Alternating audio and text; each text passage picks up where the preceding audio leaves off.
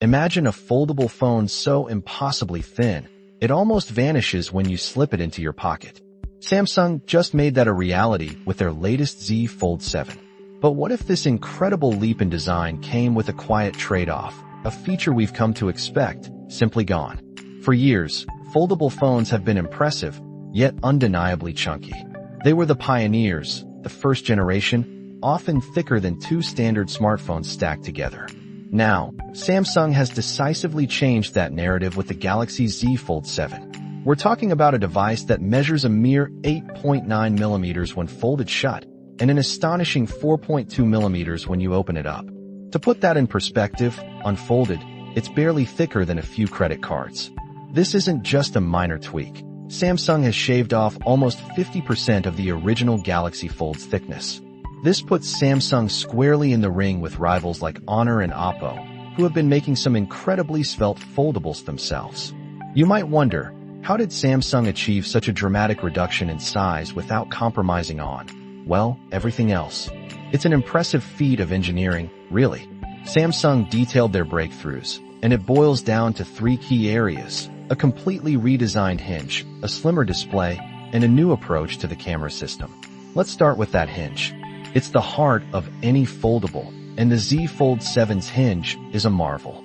Samsung engineered it to be an astounding 27% thinner and 43% lighter than the one we saw on the Fold 6.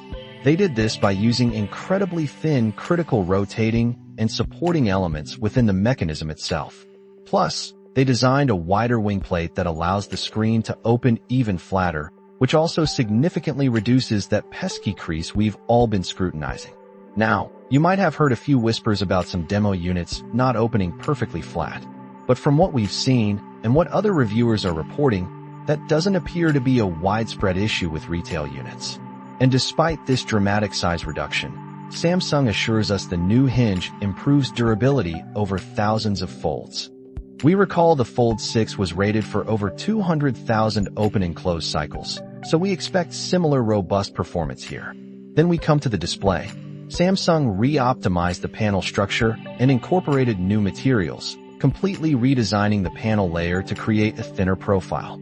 This is where things get really interesting, because to achieve this extreme thinness, Samsung made a significant choice.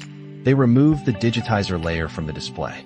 If you're a longtime Galaxy Fold user, you know what that means. The Z Fold 7 no longer supports the S Pen. Yes, you heard that right. This is the big trade-off for that incredibly slim profile. It's a deliberate design decision, prioritizing thinness over that signature stylus functionality. Finally, the camera system also got a serious makeover. The new 200-megapixel wide-angle rear camera uses a new, super-thin actuator. That's the tiny component that physically moves the lens, and a complete structural redesign. Every millimeter counted. These changes collectively allowed Samsung to create one of the thinnest foldables on the market. It shows us that the competition in the foldable space has now shifted to fractions of a millimeter.